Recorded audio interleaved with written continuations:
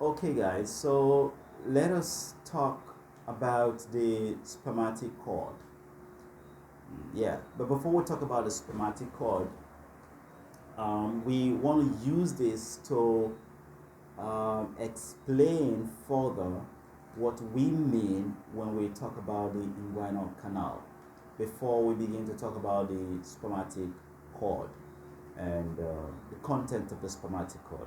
Okay, now guys, understand this. What I have here on my hand is just a teaching aid for you guys to understand clearly the relationship between the inguinal canal, the inguinal ligament, and the iliopubic tract, as well as the relationship between deep the deep inguinal ring and of course the superficial inguinal ring.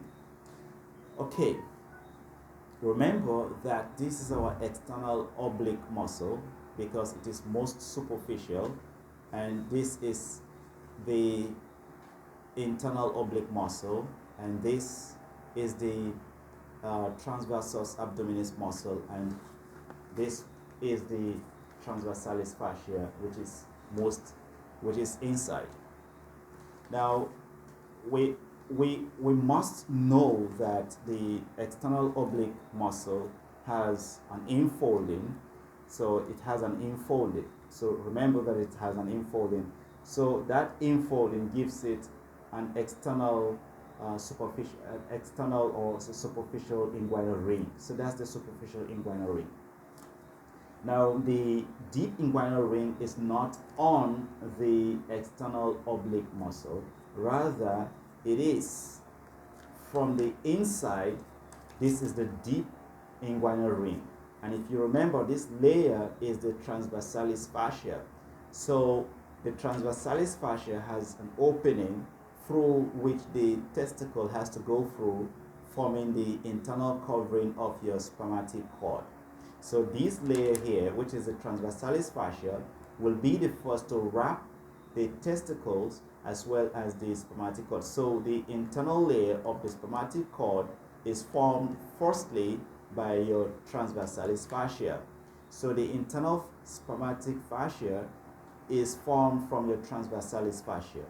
The internal spermatic fascia is formed from the spermatic fascia. So what this means that if this cord here, all right, I'm going to use everything that I have here to explain stuff for you guys. So this is a testicle and this is a cord, all right? Now if this has to pass, remember that this is superficial and this is deep. This is inside. So this is the peritoneum and these are organs. So this is a structure that is going to drive through the deep inguinal ring, the deep inguinal ring. So it goes through. So this is my transversalis fascia. It's going to cover the testicle first, and then it's going to wrap. It's going to be the first to wrap this cord. So it's going to wrap this cord. So the internal spermatic fascia is derived from your the transversalis fascia. Now the next covering of this will be this. Remember, this is joined together. Look at that. It is joined together. Okay, this is joined together. This is my external oblique muscle. This is my internal oblique muscle, and this is the transversalis fascia. This is the transversus abdominis muscle. But inferiorly, both are joined together to form what we call the conjoined tendon or the falx inguinalis. Okay? Now, this cord, the spermatic cord, has to pass through the cremasteric fascia, which is the second layer of the spermatic cord, is derived from not the transversus abdominis muscle, but it is derived from the internal oblique muscle. And the superficial most covering of the spermatic cord is derived from this one here, which is this external oblique muscle, okay, that covers the sperm. So now let us take it back again. The spermatic cord is wrapped, as well as the testicles is wrapped by the layers of the abdomen.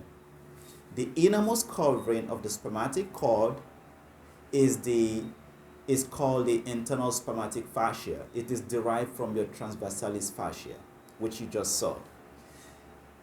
Because we're going from deep to outside now. So the second layer is the cremasteric fascia. The cremasteric fascia is derived from your internal oblique muscle.